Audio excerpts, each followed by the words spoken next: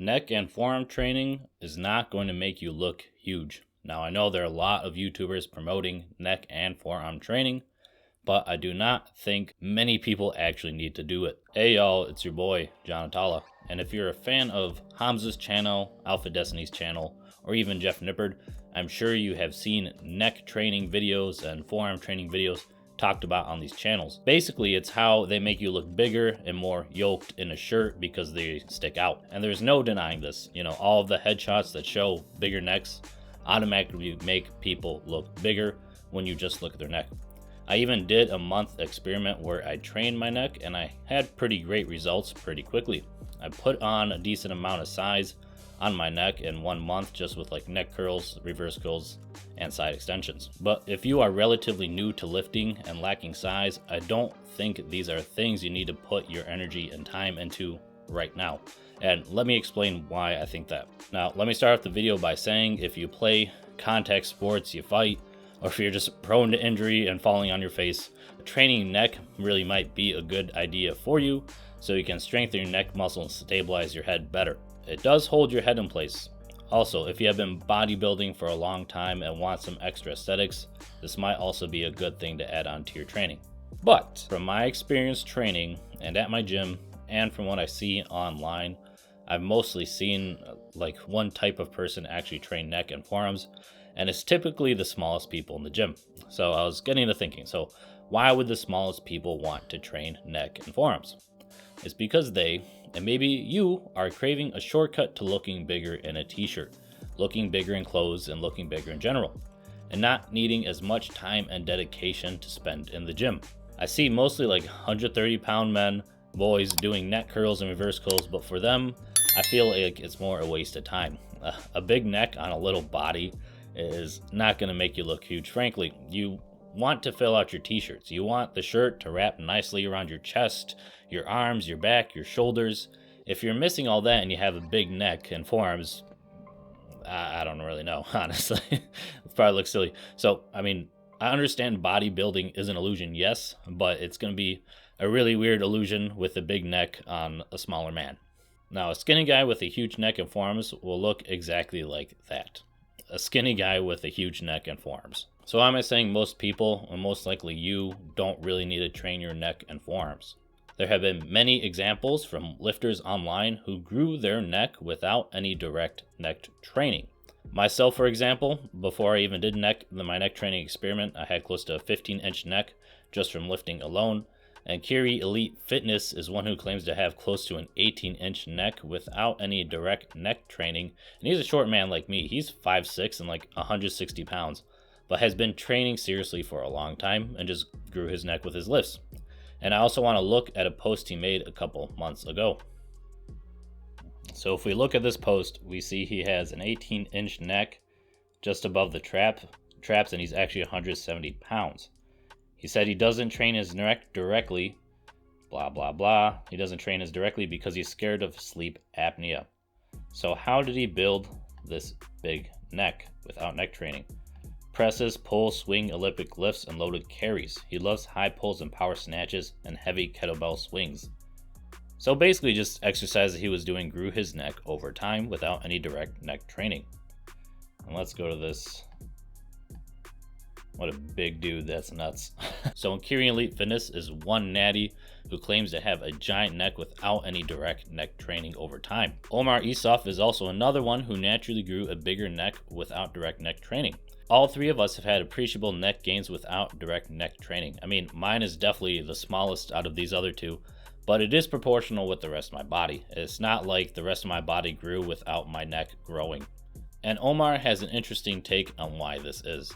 But bottom line is my neck used to be about 14 and a half, 15 inches, and now it's over 16 and a half, more like 17, depending upon where you measure, without directly training my neck. But the big key when I say three things, the first one would be deadlifts, but it depends upon your neck position. See, I've been taking a look at a lot of bros, how they deadlift.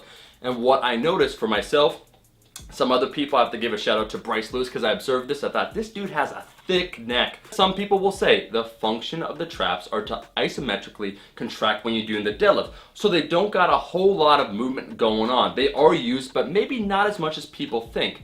Now, if we change this a little bit, if we stop just thinking about the traps and also think about the relative neck position when it comes to deadlifting, this changes, I personally feel. So my question for you is, why are you training a body part that might just grow naturally? Why are you investing the time if it might just grow to a size proportional to your body, or even bigger if you want it that big? And do you train your neck and forearms? Make sure to comment down below.